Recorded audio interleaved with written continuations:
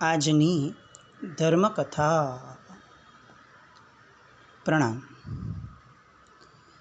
કુમાર કનકરથ એક એવું વ્યક્તિત્વ કે જે વ્યક્તિત્વને આજે આપણે આપણા દેખીતા જગતમાં અત્યારની વાસ્તવિકતા પ્રમાણે એની અગર કલ્પના કરવા બેસીએ તો આપણને એવું લાગે કે આ માણસ કેટલો સહનશીલ છે, આ માણસ કેટલો વિનયી છે, આ માણસનો વિવેક કેટલો જાગૃત છે. પોતાની પ્રાણપ્યારી પત્ની એની સાથે પોતાના પિતાએ જ એવો વર્તાવ કર્યો કે જે વર્તાવ કોઈ પણ કાળે સાંખી ન શકાય, કોઈ પણ વ્યક્તિ ન સાંખી શકે. અને તેમ છતાં હું ઘર છોડીને વયો જઈશ, હું હવે તમને છોડીશ નહીં, હું ક્યારેય તમારી હારે વાત નહીં કરું જિંદગીમાં, આવી એક પણ વાતોનો ભાવને એ સ્પર્શી પણ ન શક્યા. ન કરવું અને ન હોવું એ એમાં બહુ મોટો ફરક છે. ન કરવું એટલે મનમાં કદાચ એવો ભાવ થયો કે આવું કરવું છે, પણ સમય જોઈને, પરિસ્થિતિ જોઈને, આપણું પુણ્ય જોઈને આપણે ન કર્યું. પણ ન હોવું એટલે મનમાં પણ વિકલ્પ ઊભો ન થવો કે મારે આવું કરવું છે. સહજ રીતે આવો ભાવ જ ના આવો. આપણા જીવનને આપણે વિચારીએ તો આપણા જીવનમાં ઘણા પાપો એવા છે જે આપણે નથી કરતા, જે નથી હોતા એવું આપણે નહીં કહી શકીએ. આપણો ઉપવાસ હોય તો આપણે નથી વાપરતા, આપણને વાપરવાનો ભાવ જ નથી થતો, નથી હોતો એવું આપણે ઘણીવાર નથી કહી શકતા. કેટલીક વસ્તુ જોઈને સૂક્ષ્મ રીતે મન આપણું લલચાય છે. અને જ્યાં સુધી આપણો ધર્મ કે આપણી વિચારણા એ હોવાના સ્તર ઉપર નહીં આવે કરવામાંથી, ત્યાં સુધી એ આપણા અસ્તિત્વને કે આપણા વ્યક્તિત્વને નિખાર નહીં આપી શકે. ધર્મ એ હોવા સ્વરૂપ છે, કરવા સ્વરૂપ નથી. એ વાતને આપણે બહુ યથાર્થ રીતે આવા બધા દ્રષ્ટાંતો પરથી સમજવી પડશે. કનકરથ અને પેલો ઋષિકુમાર એ હવે કાવેરીની હદમાં પ્રવેશ્યા. ગાઢ મૈત્રી, અને કેટલો સમય ગણીને 3 દિવસ. કોઈ વ્યક્તિ સાથે 3 દિવસની અંદરમાં આટલી આત્મીયતા અને આટલો ગાઢ સ્નેહ કેળવાઈ શકાય? કેળવી શકાય. અકારણ હોય ને ત્યારે બધું જ થઈ શકે. કારણ હોય ત્યારે આવા બધા પ્રશ્નો થાય કે અચ્છા આપણે આ વ્યક્તિને મળ્યા, આની પ્રત્યે આટલો બધો પ્રેમ થયો, એની માટે આ છોડી દીધું. આવા ઢગલા બંધ પ્રશ્નો આપણને શરૂઆતમાં થઈ શકે. કારણ કે એ અકારણ અને અસહજ હતો. એટલે સાહજિક રીતે એ સમયે હોવાપણામાં એ આવી ગયું, કરવાપણામાંથી નીકળી ગયું. જો આપણને કોઈ વિકલ્પ આપ્યો હોત કે તું આની હારે આવો સંબંધ બાંધ, તો આપણે ન બાંધ્યો હોત. પણ આપણને પણ આપણા મને વિકલ્પ ના આપ્યો આ હોવાપણું. રાજા સુરસુંદર ભાવભીનું સ્વાગત કરે છે, ભવ્ય પ્રવેશ ઉત્સવ કરે છે. એક સુંદર શ્વેત મહેલ હતો જેની અંદર એનો ઉતારો આપવામાં આવવાનો છે. સુરસુંદરે સ્વયં કુમારની આગતા સ્વાગતામાં ધ્યાન આપ્યું, કુશળ પૃચ્છા કરી, અને એમણે એમ કહ્યું કે કુમાર, મહારાજા હેમરથે અમારી પ્રાર્થના સ્વીકારીને તમને મોકલ્યા છે લગ્ન કરવા માટે. એ જાણીને મને ખૂબ આનંદ થયો છે. હું હેમરથના આ સ્નેહનો ઋણી રહીશ જીવનભર. કુમાર અવઢવમાં છે. હજી સુધી સુરસુંદર રાજા પાસે આ વાત નથી આવી કે ભાઈ એ પહેલાં રૂકમિણી સાથે બેસશે, વિચારશે, સમય જશે પછી એ લગ્ન કરશે. એની પાસે એટલા જ સમાચાર આવ્યા કે કુમાર લગ્ન કરવા માટે નીકળ્યા છે. અને ઘણીવાર એવું થતું પણ હોય કે વ્યક્તિ એને જેટલું સાંભળવું હોય એટલું જ સાંભળતો હોય, એના સિવાયના વસ્તુના સાંભળવામાં એનો રસ ન હોય ને એનો ઉપયોગ પણ ન હોય. પણ જેવી આ બધી વાતો કરે છે ત્યારે બાજુમાં ઊભેલો ઋષિકુમાર એને દેખાય છે. એટલે બહુ સાહજિક રીતે એ પૂછે છે કે કુમાર, આ ઋષિરાજ કોણ છે અને આપની સાથે કઈ રીતે? એટલે કનકરથ પરિચય આપે છે કે મહારાજ, આ ઋષિકુમાર મારા મિત્ર છે. માર્ગમાં મને મળી ગયા, અમારી મિત્રતા થઈ અને હું સાથે લઈને આવ્યો છું. પેલા ઋષિકુમારના મુખ ઉપર પણ સ્મિત રહ્યું છે અને મહારાજાના મુખ ઉપર પણ જેટલો ઇન્ટ્રોડક્શન મળવો જોઈતો હતો, પરિચય મળવો જોઈતો હતો, એટલો મળી ગયો. એને વધુ રસ અત્યારે પોતાની પુત્રીની મનોકામના પૂરી થવામાં છે. એને ખબર છે કે જો આ પ્રસંગ નહીં પૂરો થાય લગ્નનો, તો મારી દીકરીને હું કાયમ માટે ગુમાવી બેસીશ. એ ક્યાંય લગ્ન નહીં કરે એ તો બરાબર છે, પણ એ તો અન્ન જળનો ત્યાગ કરીને બેસી જશે અને મારે કાયમ માટે ગુમાવવાનો વારો આવશે. એટલે અત્યારે એને કુમારના બીજા કોઈ વર્તાવમાં કોઈ રસ જ નથી. એની સાથે કોણ છે, એ ક્યાંથી આવ્યો છે, કેમ છે, આ વાતનો વિકલ્પ પણ નથી. મન જ્યારે કોઈ એક વસ્તુ માટે બહાવરું થઈ જાય છે ને, ત્યારે બીજા બધા મહત્ત્વના વિષયો પણ એની માટે બહુ સામાન્ય થઈ જાય છે. અને એટલે જે દિવસે આપણી માટે આપણો મોક્ષ એ મહત્ત્વનો થઈ જશે, એ દિવસે આપણો સંસાર એ આપણી માટે બહુ સામાન્ય થઈ જશે. પછી એ સંસાર છોડવો નહીં પડે, એ છૂટી જશે. જ્યાં સુધી મોક્ષ મહત્ત્વનો નથી ત્યાં સુધી સંસાર મહત્ત્વનો રહેશે જ, ગમે તેટલું ધર્મ કરીએ. અંતે મહત્તા આપણી માટે સંસારની રહેશે. કેમ? કારણ કે આપણે મહત્તા તરીકે મોક્ષને હજી મનમાં સ્થાપ્યો નથી. કુમારની માટે બધી જ વ્યવસ્થાઓ કરવામાં આવી. સંધ્યા સમયના ભોજન માટેની વ્યવસ્થા થઈ. સુરસુંદર રાજા આ ઋષિકુમારના હાવભાવ, એમની આકૃતિ, એમનું વર્તન, આ બધું સાહજિક રીતે ઓબ્ઝર્વ તો કરી રહ્યા હતા. અને સાંજે જ્યારે ભોજનમાં ભેગા થાય છે ત્યારે બહુ સામાન્ય રીતે એમણે કીધું કે કુમાર, આપની મિત્રની પસંદગી તો ઘણી સારી છે. આકૃતિ કંચયતિ ગુણાત કથયતિ ગુણાત. મનુષ્યની મુખાકૃતિ એના ગુણ દોષો કહેતી હોય છે. અને આ ઋષિકુમારનું વ્યક્તિત્વ જેવું છે કે પ્રથમ મુલાકાતમાં એમની સાથે મૈત્રી થઈ જાય. કુમારને બહુ આનંદ થયો. આપણા ગમતા વ્યક્તિના કોઈ વખાણ કરે એનાથી વધારે આનંદ શું? બીજા જે માણસો હતા એનો પણ ઉતારા માટે અનેક બીજા આવાસો આપવામાં આવ્યા. અને એક મોટા મહેલના મોટા પલંગમાં બંનેએ શયન કર્યું. ઋષિકુમાર હવે શયન સમયે પૂછે છે, કુમાર, તમે રૂકમિણીને જોઈ છે ખરી? અને સાહજિક રીતે કુમાર ના પડે છે કે ના, તમે ખરેખર પિતૃભક્ત છો. લગ્ન કર્યા પછી પસંદ નહીં પડે તો શું કરશો? ઋષિકુમાર હસી પડ્યા. પણ કનકરથ એને કહે છે કે આ વાત મને એટલા માટે વિચારવા નથી, કારણ કે એની સાથે લગ્ન કરવા કે ન કરવા એ બેમાંથી એક પણ વાતનું મારે મન મહત્ત્વ જ નથી. આ લગ્ન અગર થશે તો પણ એ ફક્ત મારી માતાની પ્રસન્નતા માટે થશે, મારા પિતાની આજ્ઞા માટે થશે. એમાં હું ક્યાંય નહીં હોઉં.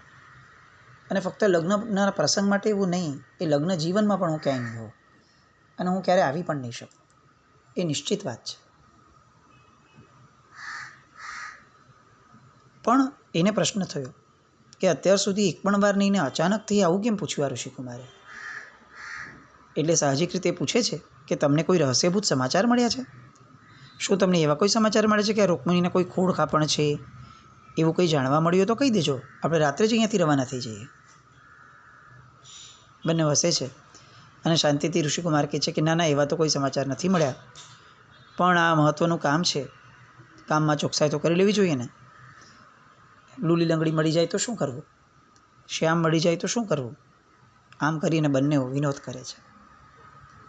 કેટલાય વખતે કનકરથ નિર્દોષ હાસ્યને પોતાના જીવનમાં સંવેદે છે. અને અંતે કનકરથ એ મિત્રને કહે છે મૈત્રી ભાવે કે એક કામ કરો, આ કામ છે ને તમે કરી દેજો. આવતીકાલે તમે ભિક્ષાના બહાને રાજમહેલમાં પહોંચી જજો અને કહેજો કે હું રાજકુમારી રૂકમિણીના હાથે જ ભિક્ષા ગ્રહણ કરીશ અને પછી હું એને એના આશીર્વાદ આપીશ. એક મિત્ર તરીકે આટલું તો કામ કરી આપો. એ માની જાય છે, પણ કહે છે કે એક મુનિની પસંદગી તમને કેવી રીતે પસંદ આવશે? કારણ કે એક મુનિની પસંદગી અને રાજકુમારની પસંદગી એ બેમાં તો કેટલો બધો ફરક હોય. અમારી પસંદગીનું માધ્યમ ક્યારે રૂપ નથી હોતું, ગુણ હોય છે. અને તમારી પસંદગીની માધ્યમ એ તો રૂપ હશે. અને ત્યારે કહે છે કનકરથ કે મારી પસંદગીનું માધ્યમ ઋષિદત્તા છે. એનામાં રૂપ અને ગુણ બંનેનો સમન્વય હતો. અને હજી ઋષિદત્તાની વાતમાં વિચારમાં સરી જાય એ પહેલાં જ આ ઋષિકુમાર સાવધ થઈ અને કહે છે કે પણ આપણે તો અત્યારે રૂકમિણીની વાત કરી રહ્યા છે. રૂકમિણીમાં રૂપ હશે ને ગુણ નહીં હોય તો શું કરશો? અને ગુણ હશે અને રૂપ નહીં હોય તો શું કરશો? રાજકુમાર બહુ સાહજિક રીતે કહે છે કે ભાઈ જવા દો ને આ બધી વાતો.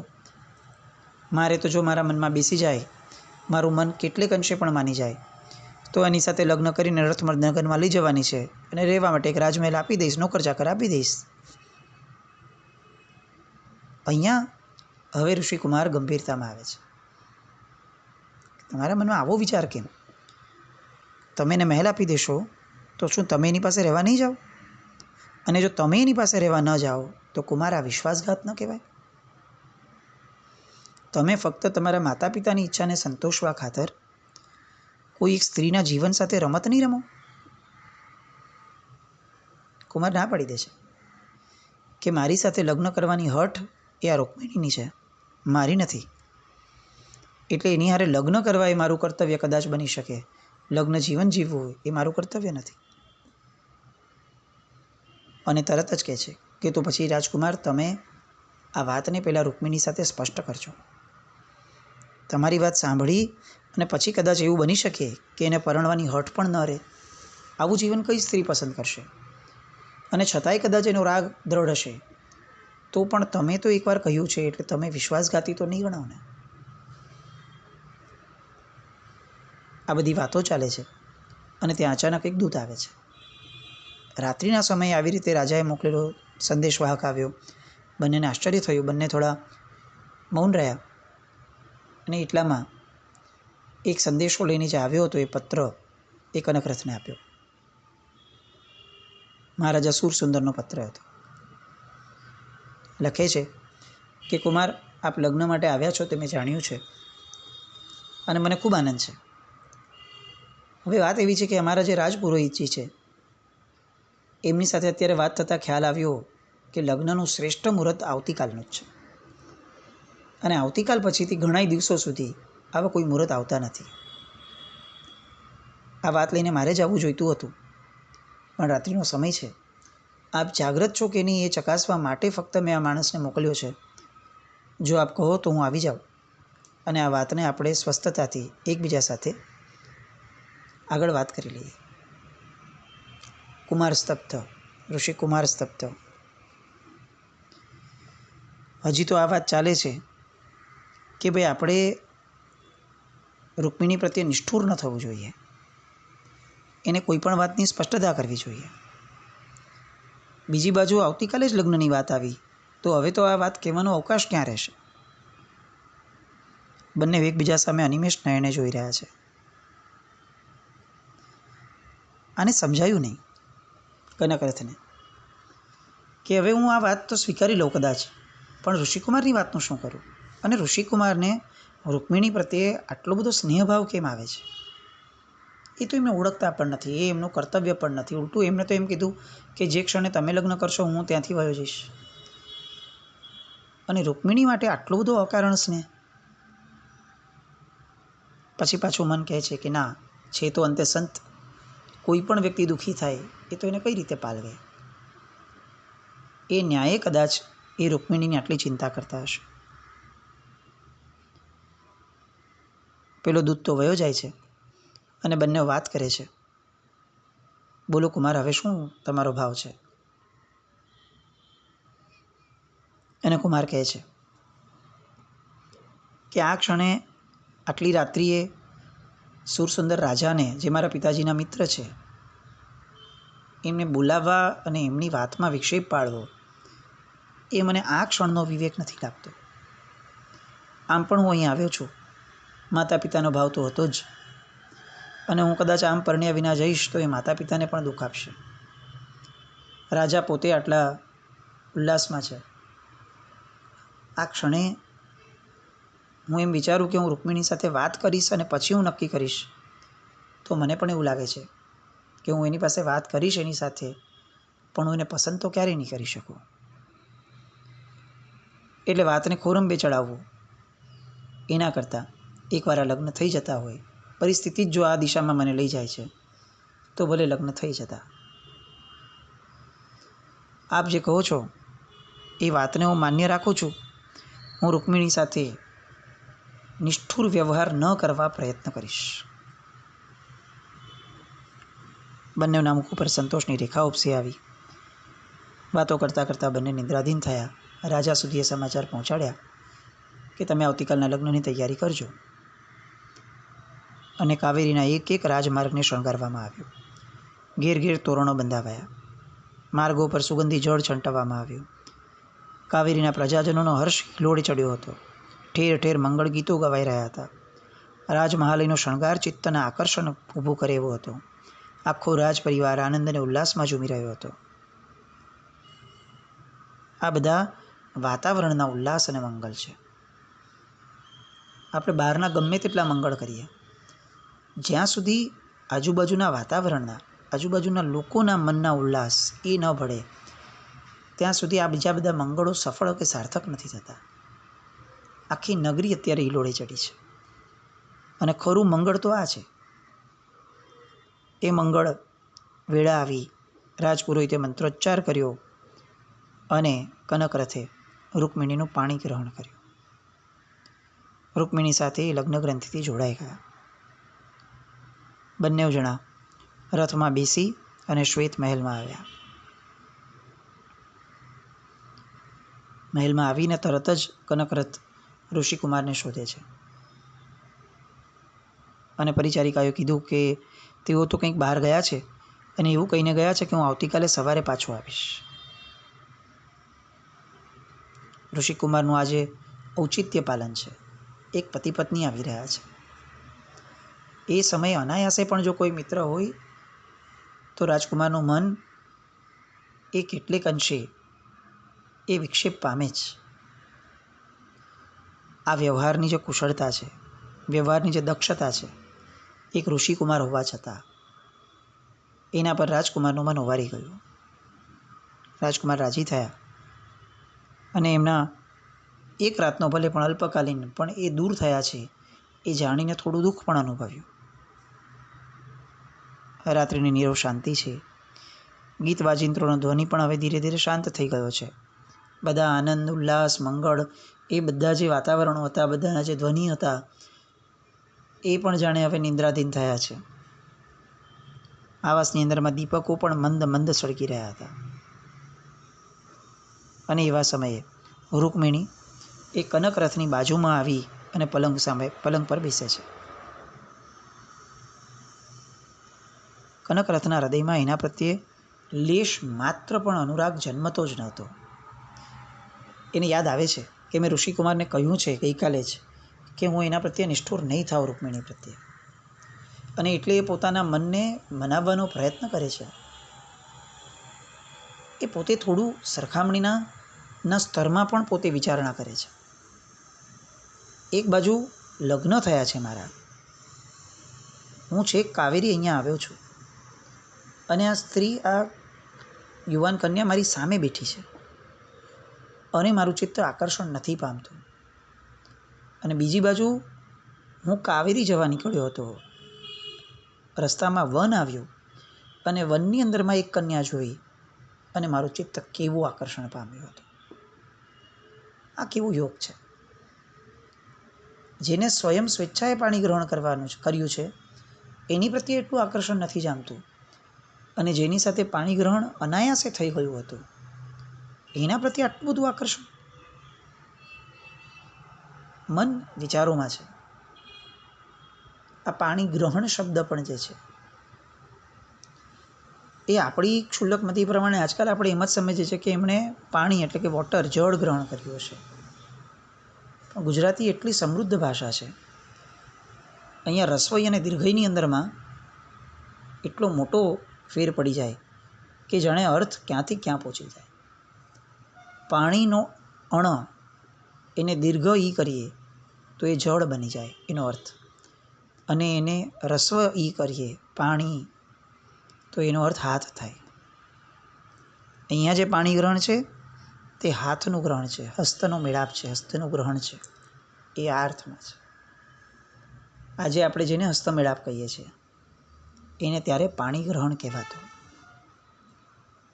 એનો હાથ મેં હાથમાં લીધો છે. અને એકવાર કોઈકનો હાથ ચાલીએ પછી એના પ્રત્યે નિષ્ઠુર કઈ રીતે રહેવાય? મારું મન માનતું કેમ નથી? આ બાજુ મનને મનાવવાના પ્રયત્નો છે. બીજી બાજુ રૂકમિણી સામે નજર ફરે છે ત્યારે ખ્યાલ આવે છે કે એની આંખો કુમાર તરફ જ મંડાયેલી હતી. એના મુખ ઉપર સ્મિત રેલાયું. બંનેની આંખો જેવી મળી અને રૂકમિણીને એવું લાગ્યું કે જાણે મને 3 જગતનો આનંદ મળ્યો. પણ કનકરથનું મન એ આનંદ અનુભવતું જ નથી. રાત્રિનો આ સમય એ બંનેનું પ્રથમ મિલન. પણ એક બાજુ આકર્ષણ છે ને બીજી બાજુ જાણે એના પ્રત્યેનો વૈરાગ્ય છે, વિરક્તિ છે. આ આકર્ષણ અને વિરક્તિ બંનેના ઘર્ષણ પછીથી એક એવી ઘટના ઊભી થવાની આ જ રાત્રિએ કે જે ઘટના આખીને આખી આ કથાને એક વળાંક આપશે. અને એવો વળાંક આપશે કે જે કલ્પના બહારનો હશે. કનકરથના જીવનની અંદરમાં કંઈક તોફાનો આવ્યા. હવે કદાચ એક હજી તોફાન બાકી છે. એ તોફાન તરફ કનકરથ અને રૂકમિણીની એ રાત્રિના સંવાદો તરફ અને એ સંવાદો પછીના ઋષિકુમાર સાથેની વાતોની ઘટના તરફ આવતીકાલે આપણે આગળ વધીએ. જીનાજ્ઞાવ્રત કંઈ પણ બોલાવ્યો તો મિચ્છામિ દુક્કડમ. જૈનમ જયતિ શાસનમ.